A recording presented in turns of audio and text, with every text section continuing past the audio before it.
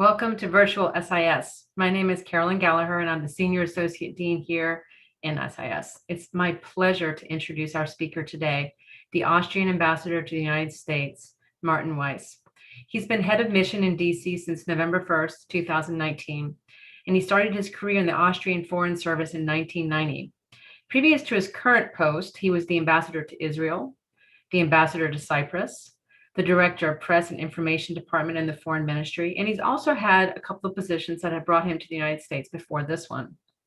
He worked as the Human Rights Attaché to the Austrian Mission in the United Nations, and he was also the Austrian Consul General in Los Angeles. The ambassador today will be speaking to SIS Professor Karin Johnston, and we are delighted to have you here, Ambassador. Before we get started, I wanted to go over a few logistical matters. This event will last about an hour, and we'll have questions towards the end, about quarter to the hour. And you can ask a question at any point in the event by simply typing it in the Q&A or chat function at the bottom of your Zoom bar.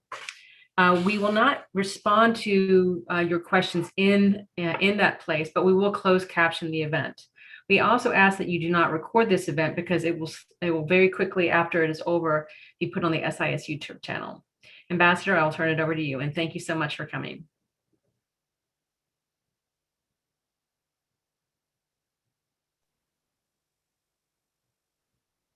Okay.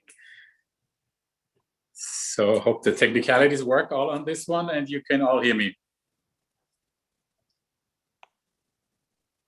Thank you, Ambassador. Okay, great. So listen, well, thank you very much for having me. That's really a treat. COVID has all taught us some things about Zoom and other platforms, and now this has become our daily bread. So it's great to be with you in this format, and hopefully in the not too distant future also there will be a chance to meet in the flesh. I understand the rules of engagement are that I will give an opening statement, after which we turn this over into a discussion. So here are my opening remarks. I start where I think every presentation these days has to start. Let's start with COVID. I give you a quick rundown of the Austrian COVID numbers. We have seen 450,000 infections, 8,500 Austrians have died from COVID, which means if you compare to other countries of roughly equal size, take Sweden, they had pretty much double the infections, and almost double the death. If you take Israel, more infections, less death. If you take Switzerland, again, more people died in Switzerland, roughly the same number of infections. So we are in good company. Of course, if we look at vaccinations, we should not compare ourselves to Israel anymore, because while we see roughly 3.5% of the Austrian population vaccinated, the Israeli number is at 46%. Unbelievable what they have achieved, really. Chapeau to Israel in the vaccination strategy. Economically, it has, of course, been a disaster. I just looked at the latest number for the Austrian economy. Our economy has contracted by 7.6%. We are seeing now unemployment at a level of 10%, which is completely unheard of in Austria. The United States are our second largest trading partner in the world. Our exports to the US have decreased by 12.4%. US exports to Austria have declined by 33%. Now, those are some numbers. All eyes, of course, are now on the vaccinations, rolling those out as quickly as possible. And of course, we were all hoping for the year 2021, and I think we are all beginning to realize that this will be an awfully long year. And some economists already start talking about 2022. But, we keep optimistic. Numbers of COVID are going down worldwide right now. And we hope that we see towards the summer some improvement, but we all know improvements will be slow. If our unemployment is now high at 10%, economists predict that it will go down to 9%, 8% within a couple of years. That is still twice as high as we are used to. So the COVID has left its marks, and this is where we are on the COVID front. Transatlantic relations, of course, this is key. We have seen the president at his address to the Munich Security Conference. America is back. That is, of course, great to hear. And we have to be clear, and I want to underline that transatlantic relations are still key and center and of supreme importance. Let's just make no mistake. You know, if you hear international analysis, there's often talk about the decline of the West and how our systems are being outsmarted by other systems. And how basically it all isn't what it has been, and it's now going into a multipolar world and this and that and the other. But I think many things are overlooked in this kind of analysis. I mean, just look at digital content worldwide, 75% of which is produced in the United States and in Europe. 75%. When is the last time that you have watched a Chinese movie? How many Chinese #1 hits can you recall from the last 5 years? I mean, let's just make no mistake. The transatlantic relationship is extremely strong, and together we are quite capable of being the ones that write the rules of the world, the standards of the world. And I don't mean this in an overbearing kind of way, but these are just the facts. There is strength in this relationship, and 4 years of Donald Trump don't change that. And you should always remember that. And you know, sometimes we forget about this. This is a relationship that is grounded in values, and that always sounds so. It's so easily said, but I mean, just remember, we have a free press in both of our countries. If you are a critical journalist in Austria or in the United States and you criticize your government, that basically means you're doing your job. If you do the same thing in other countries, in quite a few countries around the world, this might bring you to jail, or you might fall off the rooftop of a house. I mean, let's just be very clear about that. We have fundamental values that ground our relationship, that give us strength, and nothing of that has changed. There is now a kind of a restart, and we are now a little bit in a phase of a wait and see. Joe Biden has said, yes, we're back. Yes, we will restart this thing. But of course, his team is not yet in office. In many team members have not been confirmed yet. So there is a little bit of a wait and see, because it's one thing to say we are all friends now, and it's another thing to say, well, show me where this really translates into concrete action. Just a small example, you remember that on steel and aluminum, the Trump administration introduced tariffs on European products because they were a threat to the American national security. Really, steel produced in Austria is a threat to the US national security. That is something that has to be corrected. Makes no sense at all. But we understand that this takes some time. The Boeing and Airbus dispute, I think, is another example where of course, we can introduce tariffs upon the products of each other, and we can quarrel until the end of days about this, who's at the fault and who's right and who's wrong. I think both sides have a strong case. But while we keep doing this, China is building wide-body airplanes and will outcompete us in the international market. So how does that exactly make sense? There is strength to the transatlantic relationship. I think there is the will on both sides to make this work again. And I'm 100% sure that this will happen. But of course, we cannot unsee a Trump presidency. While I also have to say there was, of course, always a lot of bluster. Remember quotes by Donald Trump where he said, well, the Europeans are actually worse than the Chinese. They're just a little smaller. So this is never how we saw ourselves, but there was a lot of bluster on the surface. Underneath, there was still a lot of concrete and good cooperation going on, but still some basic principles were put into question.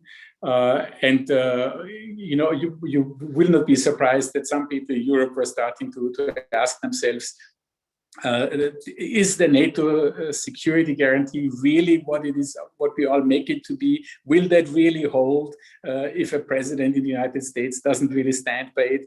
Donald Trump made later on clear that he stood by it, but still, it raises questions, and you cannot just unsee that. And let's also be just honest about the American political system. Already, the midterm elections are approaching quickly. 1 year and 8 months, with a razor-thin majority in House and Senate. Both could change. This would change the course of this presidency dramatically. And who of you can guarantee that there will not be a Donald Trump-like politician winning the elections in 2024? And what will that mean? So that, I think, is on the table, and we just have to be realistic about this. But as I say, I'm sure both sides will try to make this relationship work, and will make it work to the benefit of both sides. And we can be, it will be a very successful partnership. I mentioned China. Well, China is, of course, again, a topic that one has to talk about. Europe defines China as a partner, a competitor, and a rival. But as you noticed, I started out with partner. During the Trump presidency, this was made into a very a difficult relationship between the United States and China. And that is something that hasn't changed and hasn't gone away. But I think we have to make clear that China is not the Soviet Union. During the Cold War, you could talk about containment, all kinds of things. We are extremely closely linked with China in this day and age. Just take one number, that's American number. General Motors produced in 2019, sold in 2019, 2.5 million cars in the United States.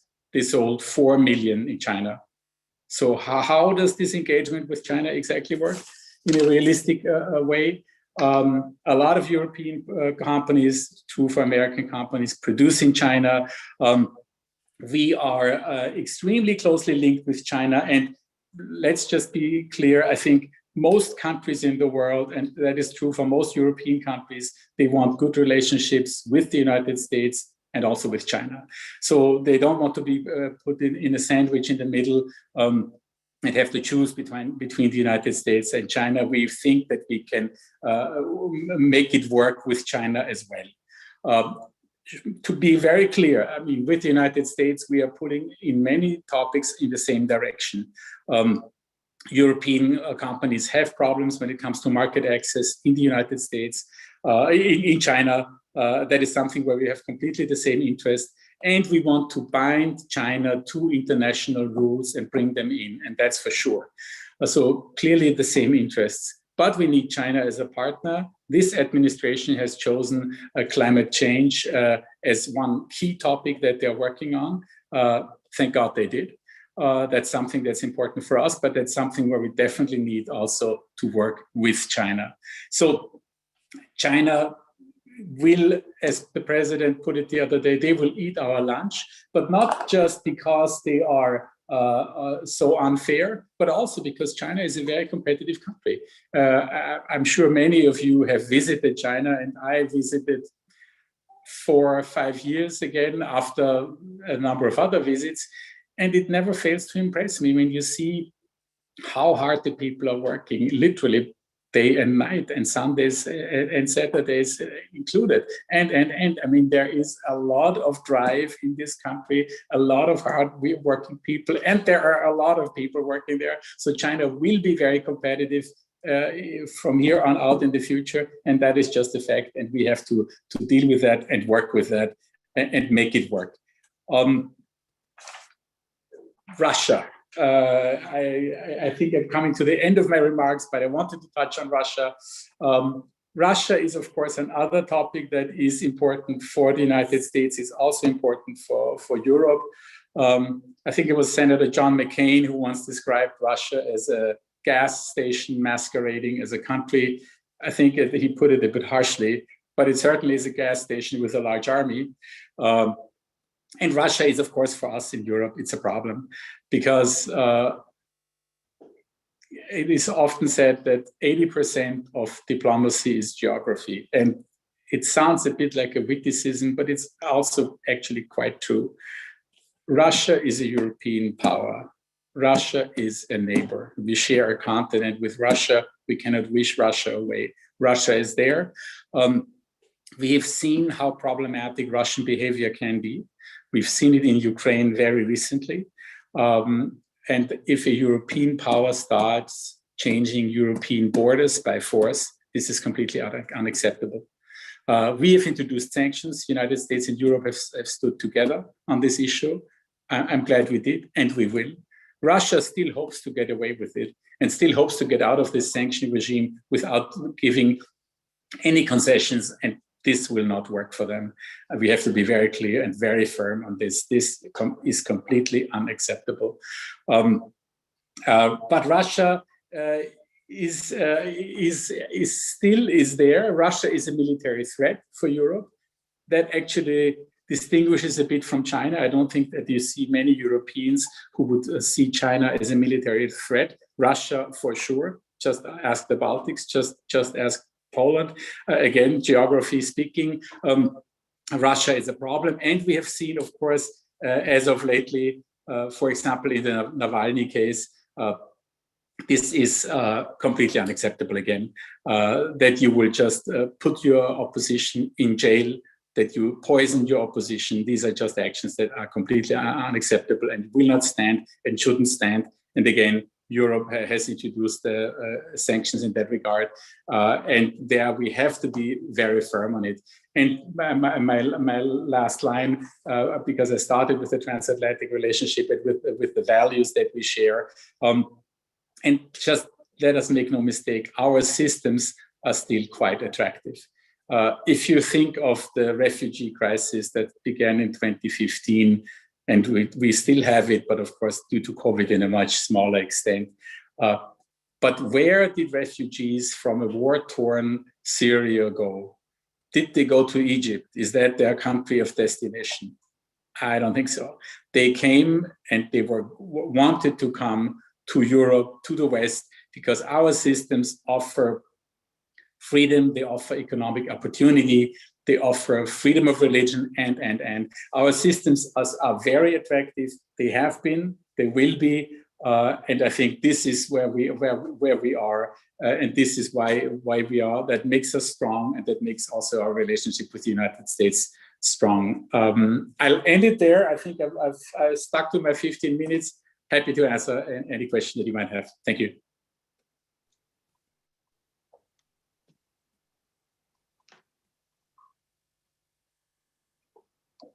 Thank you for joining us, Professor Johnston. Thank you. Thank you. And I wish, let me introduce myself first. My name is Karin Johnston. I am an adjunct professor in SIS, and I teach European politics. I have taught EU migration policy, and my research interests are in US, European, and transatlantic foreign and security policy. I have done some research on out-of-area operations and conflict and stabilization analysis. I worked for a couple of years in the State Department in the Conflict and Stabilization Operations Bureau. So those are some of my interests. And I just wanted, first of all, to say good afternoon to all of you, and thank you for joining us. And it is a pleasure and honor to serve as the moderator today with Austria's ambassador to the United States, Ambassador Martin Weiss. Welcome, Ambassador, and thank you for being here. I'd like to begin by mentioning that National Security Advisor Jake Sullivan spoke by phone on February 18th, just last week, with Austrian Chancellor Sebastian Kurz. If I can read from the White House statement on the call, and I quote, Mr. Sullivan and Mr. Kurz agreed to work together on common global challenges, including climate change, economic recovery from the COVID-19 pandemic, and counterterrorism.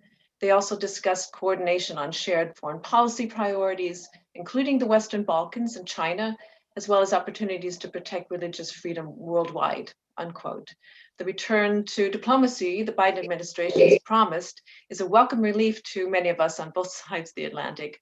And the topics mentioned in their discussion are important topics on a renewed and cooperative transatlantic agenda. So we'll touch on some of the same topics in our discussion today.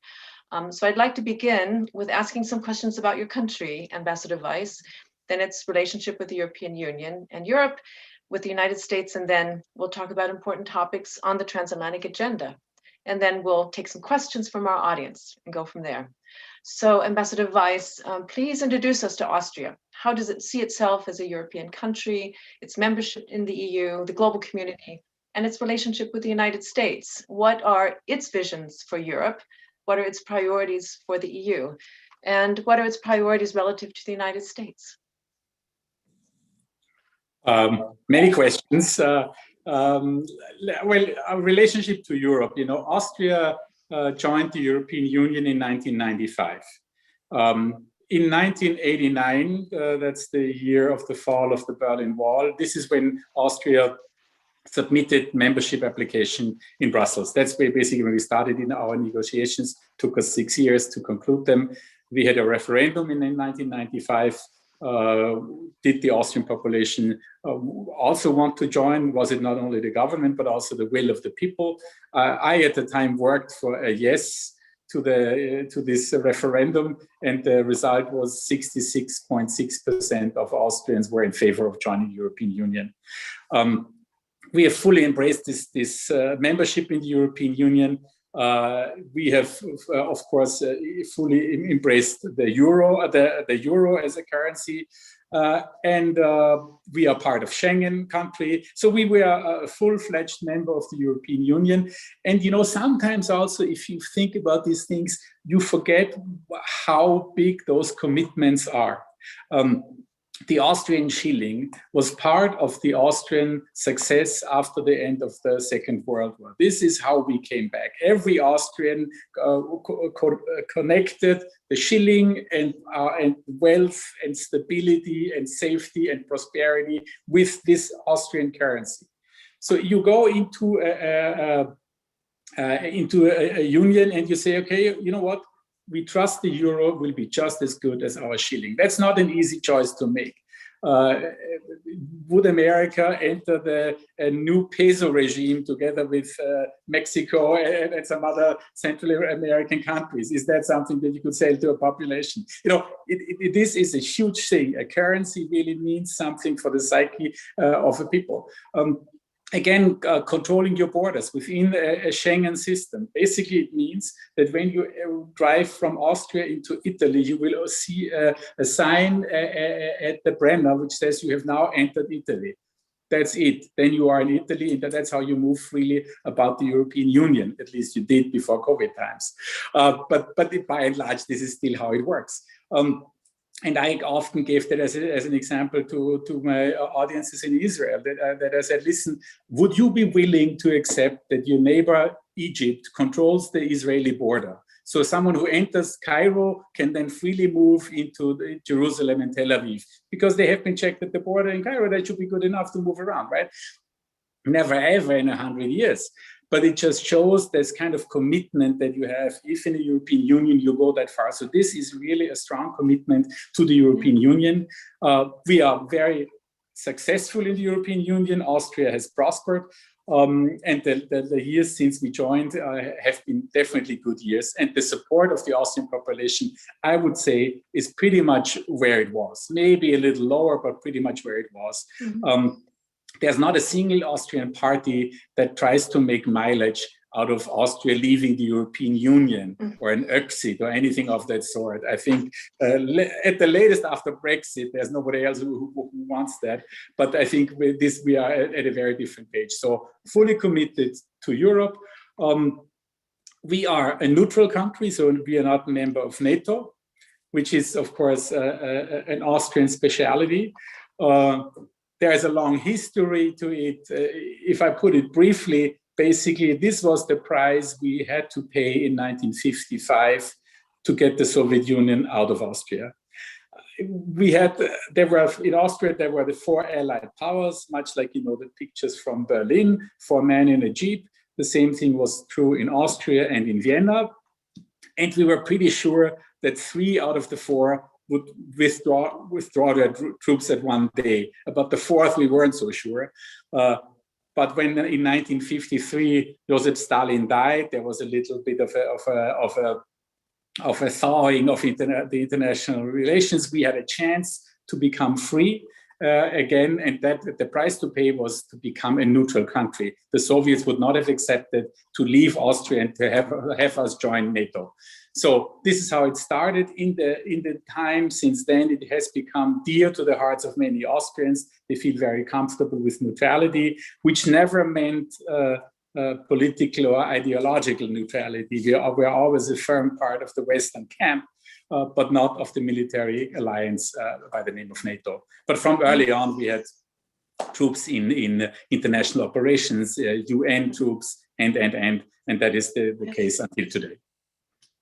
So basically a full commitment to Europe and a happy member of the Union. Yeah, thank you for mentioning the neutrality is something that's quite distinctive for Austria and not obviously that common. So it's a very important part of the history. I'd like to turn to sort of one of these questions about divisions within Europe. And there are many issues that unite EU members, but there are many divisions within Europe. And one of them does relate to these East-West tensions between the Western European countries and the newer members from Central and Eastern Europe, who were the former communist states.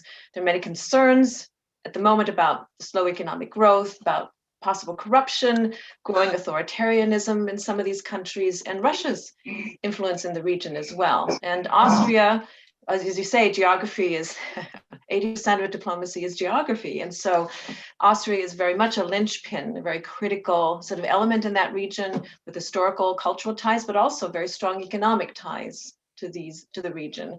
How great are these concerns for Austria, about Russia, for the EU generally, and what can be done to mitigate these tensions? I think a very important point that you raise, and a very important question. Because, the principle of the European Union is that we are now 27 members. We all sit around the table.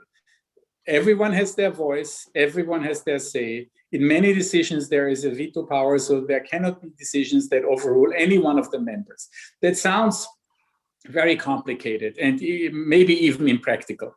But you always have to remember your own history. We have certainly tried to settle our disputes in a different fashion. If you want to see how that ends, just travel to Verdun and look at the graves that go as far as the eye can see. That's a different way of settling your different opinions with your neighbors. So we have learned it the hard way with World War I and World War II, that we have to cooperate, but cooperation means also that you have to take the other seriously. And we have to be very careful in the European Union that we do not develop these second-class citizens. Basically, we have the old founding fathers of the European Union, and then we have those young former communist newcomers who better learn to play by our rules. I think this is not how Europe works. And there we have to be extremely careful and not morally superior to one another. When we had our discussions about the European budget, everyone has their right and nobody is right and nobody is wrong. You have it's like in a democracy. You are a professor. Is your vote worth any more than the vote of anybody else? You have your own personal interest. You have your purse. You have your friends. Whatever that shapes your opinion. Someone who lives in a downtrodden quarter of St. Petersburg, Florida, has very different outlook on life. Is his voice worthless? No. And it's the same in the European Union. We are a union, and we have all decided that we want to cooperate. No need to tell anyone else that this can only be done this way or the other. And I think this is what makes us strong, working through our divisions. And sure, there will be tough moments, but I think as in Austria, we are very conscious of the importance that every single member of the European Union has, and there are no second-class citizens, and that we should never forget that. Yeah. Thank you. Yes. If we can move, I think, to talk perhaps about the transatlantic agenda as such. The transatlantic partnership, as we know, suffered a great deal of damage during the Trump administration. And the Biden administration is taking steps to reset US foreign policy and its relationship with Europe. And they've begun to actively re-engage on critical foreign policy issues. But again, the discussion and the debate, both in Europe and the United States, has been that while the United States is going to step up to the plate, so to say, it also expects its European partners to be much more active and take a much more international role in this. So if I could ask you, what should that transatlantic agenda look like? What are the critical priorities? I mean, are there issues you see? I mean, first, perhaps, what are those issues, the most important and priorities? But again, to this question of mutual sort of a mutually arrived at and joint transatlantic agenda, sort of where are the issues in which the EU and Europe could lead on? Maybe the Western Balkans, right? Could it be in Mali? Like, where would there be sort of a forward movement of the Europeans taking the lead on something, United States obviously taking the lead on others, and then there are issues such as Russia or China in which a mutual and joint and closely coordinated and collaborative agenda would be of more use as well. But sort of to the point of, where do you see priorities and where do you see the Europeans perhaps taking the lead? Well, I think issues are out there are plenty. There we can go through the whole list because how can we influence the behavior of Russia? Can that be done by anyone alone? Can that be done by the United States alone? Does it Europe as a partner? So I think it can definitely be done better together. Same is true with China. Same is true when we look at our economic relationship. It makes us stronger if we both listen to each other. I think the issues are not so much the problem, because we know which issues we would like to tackle. Western Balkans, for example, we would like to give them a perspective that doesn't lead them straight into the arms of China and of Russia, but gives us a Western perspective. But I think that it's not so much the issues, it's how we work with each other. Because I found it a little funny when you remember just before the administration took the office on January 20th, Europe at the end of last year concluded an investment agreement with China. And there was a tweet by Jake Sullivan where he said, well, it would be nice if the Europeans would kind of talk with us about this, very nicely worded, but I couldn't help but think, you know what? You concluded a phase one agreement with China at the time, basically at the expense of Europe, because it meant that Chinese farmers would have to buy US agricultural products to a much greater scale. Do you think there was a call from the White House at the time to Brussels and asking Europe, guys, would it be okay if we conclude that? Or do you like that deal? Or I don't think so. So, it's not so much, I think, the issues. I think there are many issues where we share a view, and I think we see it now on Iran. I think we have a similar view and a similar take on things. I think we have a similar take on Syria. We have a similar take on Russia, China, on many things. But the thing is, will we really talk to each other, like partners talk to each other? Or will it just be one telling the other, you know what, by the way, this is what we did, I hope you like it? Let's hope not. Let's turn to a couple of issues before we still have about 5 minutes before we'll open it up to other questions. But I'd be interested also in your views on the climate change. I mean, the United States now has rejoined the Paris Agreement. The UK will host the 26th UN Climate Change Conference of the Parties, the COP26, in November of this year, and that will bring parties together to accelerate action towards the goals of the Paris Agreement. And so where do you see the most urgent movement in terms of those goals? And what specifically can you see the United States and Europe now working in tandem together on climate change. And how do you get the most important actors such as China and India also involved in some of these, to resolving some of the issues that will be on the agenda in November?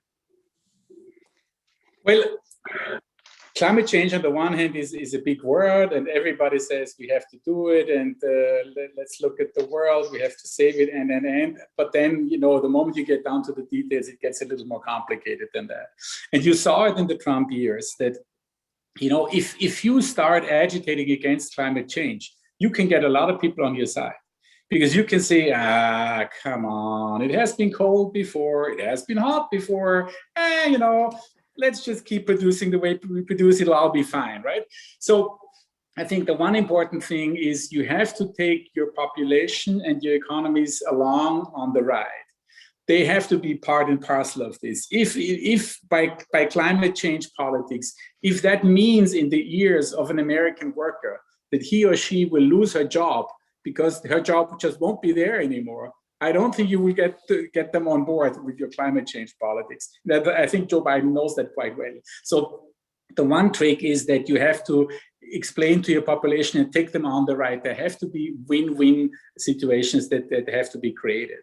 And look at our big car producers. I mean, those guys were all asleep at the wheel, I think, while Tesla produced electric cars. How about the big Mercedes, BMW, Volkswagen, whatever, GM? Where were they with their electrically powered fleets? Nowhere to be seen, because it was just easier the old ways. And why need you change? So I think this is the trick, that you get the population along, and I think you can get industry along. I think those are not the ones who are sitting on the fence. They are ready and willing to engage if you show them how. So I think it can be done, and it's not about the big words. It's about real action. We saw the president was talking about the federal fleet, how it could be electric cars only. When I traveled to Shanghai, maybe 4 or 5 years ago, there was not a single motorcycle on the road that was not electrical powered. Not a single one. And they have done it already. So, things are possible, things are happening. You have to show that this is not like Prius driving, latte drinking, tree hugging. But this is very realistic and economically feasible and successful. And I think this is the trick and together we can tell that story. And by the way, I have to bring in one Austrian who has done a great job on this, Arnold Schwarzenegger. I just talked with him the other day. No, on climate, he has always been extremely forward-looking. As a governor of California, he was sued by all the big car companies when he tried to introduce new standards in California. And at the end of the day, he won that game. So it can be done. Yes. And unfortunately, I think you're very right in looking at the course and the debate and the discussion about the advantages, right? Not an ideological sort of debate, but certainly you're looking at Texas and looking at some of the things that we face together in the United States, that it will require us to have a broader sort of national debate about some of these issues. So very important. And we're right about at the time in which we want to turn to questions and answers, if I could do that. So let me turn to them. And we have tons of other questions, but one of them actually did, one of the questions is about COVID-19. What are Austria's biggest challenges on COVID-19 and vaccination? To what extent are health programs challenged by anti-vaccine and skeptic movements? And I noticed today, actually, if I may add, that Austria called for an EU-wide green passport for vaccinated citizens. That's very, recent news, just a couple of hours ago. And so perhaps you can sort of weave that in to what Austria envisions for that. Well, the one thing, a huge challenge for Austria is vaccination. And the problem is that it's going too slow. We've seen that the European Union jumped into this whole vaccination debate. And basically, were collectively purchasing vaccines for the whole of the European Union. And there was the movement was too slow, the purchasing was too slow, there wasn't enough that was decided on. And this is a little bit of the problem that I talked about before. You know, if you do this by 27, it can be complicated. It can take a while. And we saw Israel, where basically if one prime minister decides that this is what he really, really wants to do and push for it, and now he has 46% of the population vaccinated, you can see that such a system can move quicker in such a case. But still, I think the European way, it will work out. And you always have to think of the alternatives. What would have happened if we would not have bought this vaccine together, and if the richer members of the European Union would have outbid the poorer members of the European Union? And suddenly we would have Germany, Austria, and the Netherlands have vaccines, and 15 other countries none. How would that have gone down in the European Union? So I think this collective purchasing, okay, too slow. We are now in the process of speeding it up, and we all know that this is where we got to go. And also we have to think outside of our borders as well. At the end of the day, we have to vaccinate the world. Because if we only think in our national terms, then we will always be creating variations outside our borders, which will then come back to haunt us. So really, in together, out together. So I don't think we should forget the big picture. But I think vaccination is now the name of the game. We have to speed it up and be better about this. And I really hope every other day our Minister of Health is talking about this. And I think everybody's understood that this is the ticket we have to get going. The skeptics, sure, there are definitely skeptics in Austria. And I think this is why you saw this proposal by Sebastian Kurz, by our Chancellor, about this green passport. It's the gentle way of saying, there will be a day and time where certain things you can only do if you are either vaccinated or if you show that you have been infected and are now clean, or if you have been recently tested. This is just how the world will work, because airlines will be able to enforce that on their planes, And, there are many private companies who can say, listen, I'm happy to serve all my customers, but my customers will be the ones who are healthy and happy, and I will not risk any other customer's health by doing it differently. So I think it will go in that direction. This proposal is recent, but it goes, and I think this is the way the world will develop. Look at a fitness center. Just the other day, I passed this Soul Cycle fitness center. Of course, they are all closed. Who would go into a fitness center where you're sitting next to 50 other people in a narrow room, everybody breathing heavily? I mean, this is like a super spreader event, right? But if I would be Soul Cycle, there will be a day when I say, everyone can, of course, come and work out, but please show me that you're vaccinated or that you have been tested and so on. Everybody has to feel comfortable. It will just go that way. And I think this is, again, a strong vaccination strategy, a strong testing strategy, and then something like that which will create incentives for everyone to be tested, because even if you're skeptical, maybe you like indoor cycling more than your skepticism, and you will just able to swallow that bitter pill and take the vaccination and lead your life. Yes, great. We have several questions related to sort of issues of democracy, democratization, democracy backsliding, and related to that, issues about authoritarianism. So one of the questions was, how do you hope to address sort of democratic backsliding in Europe's eastern neighborhood? And related to that, then, given the historical ties between that of Austria and Hungary, what is Austria's position relative to that of the increasingly totalitarian regime of Hungary? And I guess I had a question as well, just more generally, what has the kind of lessons that Austria also has learned in its, as you say, I mean, it does have a relationship with Hungary. It does speak and have dialogue. I mean, how do we look at these two issues of democratic backsliding and some of the more the concerns people have voiced about countries like Hungary? Looks like some of the audience are hell-bent on getting me into trouble with my eastern neighbors. So Hungary, well, it is complicated. This is a complicated dialogue in the European Union for sure. And we've seen it the other day. This administration was quite critical about the closure of a radio station in Hungary.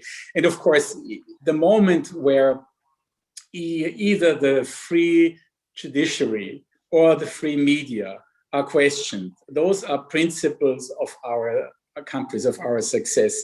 And that is not the way that things can and should develop.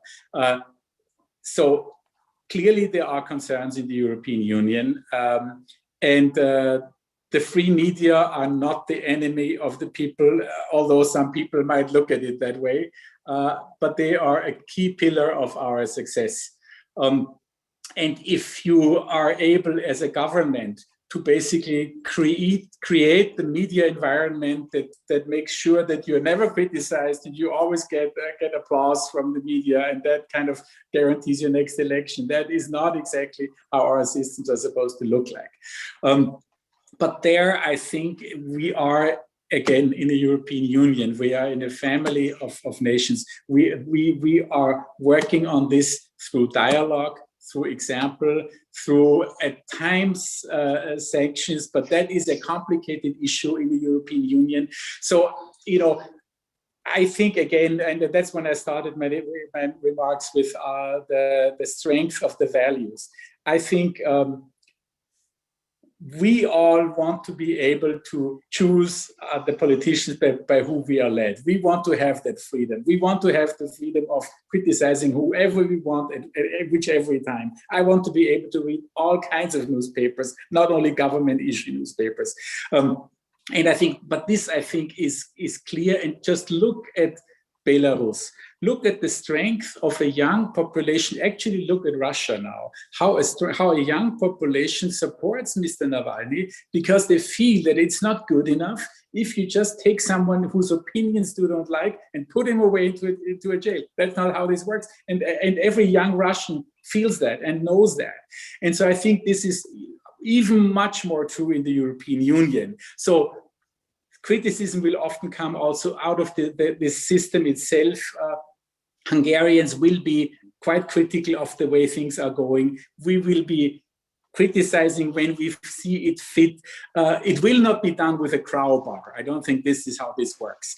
But I understand the question. I know that there are concerns, but I think we will work our way through it.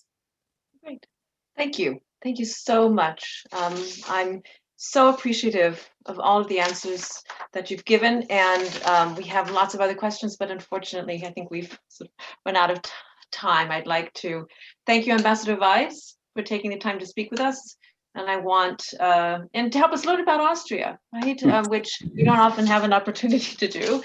Its relation, right, to the European Union, the importance it has also to our transatlantic relationship, and there are so many important challenges facing us, and you've given us insight into how the United States and our European partners and friends can work together on some of these challenges that we both face together. And thank you again.